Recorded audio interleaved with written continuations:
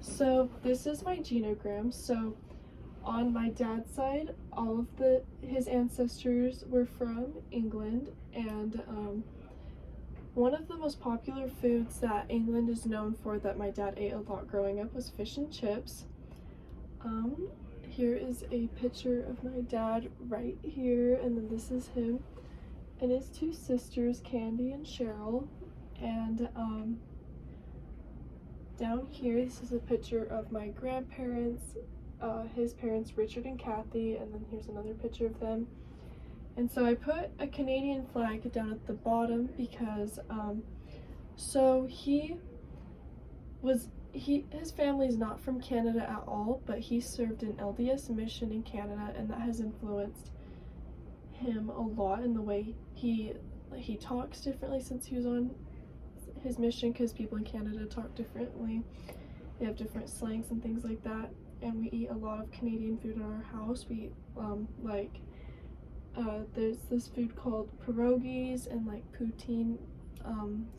It's super good. So I want to talk about levels of education. So everyone on my mom's side, they graduated from college with a 4-year degree, except for her siblings, Sarah and Michael. Sarah graduated with a 2-year degree, and then Michael graduated with a 6-year degree. But on my dad's side, his cousin, so the only ones on my dad's side that graduated with their degree was my dad and my cousins, Cheyenne and Morgan. They all graduated with a 4-year degree. And so now I'm going to talk about my mom. Her name is Anna. This is a picture of her right here. So her family is from 3 separate places. They're from Canada. This is my grandpa. He's a 16th Saltix First Nation. That is a Native American tribe in Canada, and then also from Ireland. So again, my mom grew up with a lot of different foods because she was from different cultures. So there was things like she grew up with like the poutine, the pierogies. This is fry bread. My grandma made that a lot growing up too, and she also cooked with, it's called the Three Sisters. It's corn, rice, and squash. My grandma always cooked with that. And some foods from Ireland were like the shepherd's pie and the beef stew. So here is a picture of my grandpa with the tribe hat on, and then this is also my grandpa and my mom right here. So some ethnicity in my family. My family isn't really diverse except for my Aunt Erica. She is Jamaican, and so are all of my cousins, and then all of my cousins that are Erica's children. And then my grandpa Ray, he's the 16th Native American from the Saltix First Nation tribe, which I said was in Canada. So there are some cultural shame issues within my family because there is some diversity. So one cultural shame issue is my Uncle Michael and my Aunt Erica. So my Aunt Erica, she's Jamaican, and then Michael, he is white.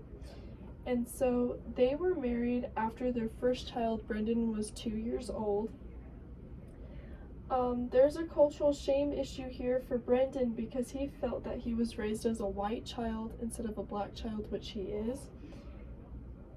And this was mainly because of Michael and his personality and how he thought his children should be raised.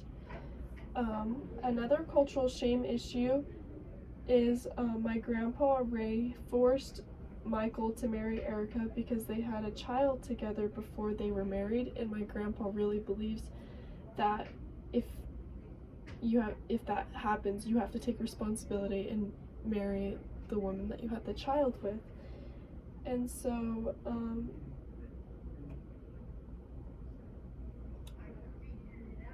Michael did not want to marry Erica because he just didn't want to marry her. He just wanted to have the kid, I guess.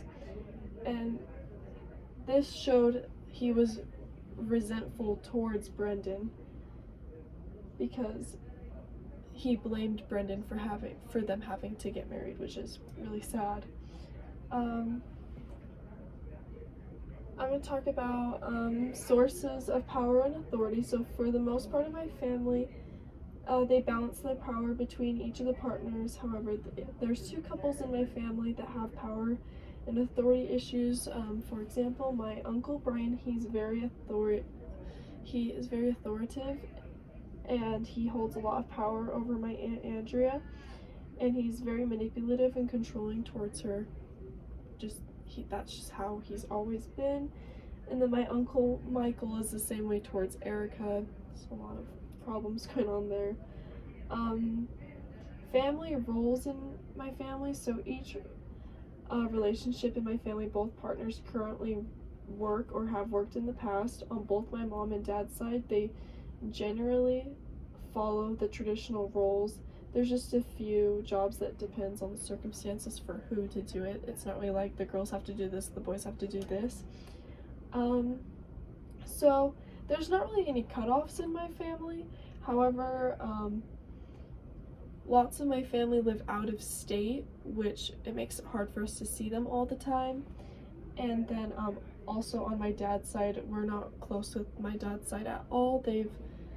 They're super distant, they just are quiet, they've expressed that they just don't want to socialize with us. So that's why I wouldn't really say it's a cutoff, but we definitely are not close at all.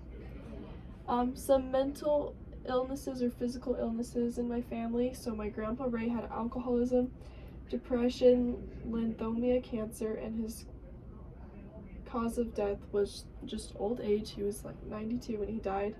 My grandma Beverly, she has obesity, high blood pressure, hepatitis, and diabetes. My grandma Kathy had skin cancer. My mom had colon cancer. My Aunt Carrie has obesity. My cousins Cody and Lisa both have autism. And then my Uncle Mark, he had diabetes, and then he also passed away at 56, and the cause of that was ALS. And this is my genogram right here. You can see that it says like the type of relationship they have, like what type of marriage they have. I have some triangles right here. My aunt, she's been divorced 3 times. Yeah, the legend explains that too. I definitely have been, the way that I was raised has definitely reflected on how both my parents were raised, but they've said multiple times that the way that they've been raised is not how they would like to raise their children. So when they got married and came together, they definitely made some improvements of how me and my sisters were raised. So that is my genogram.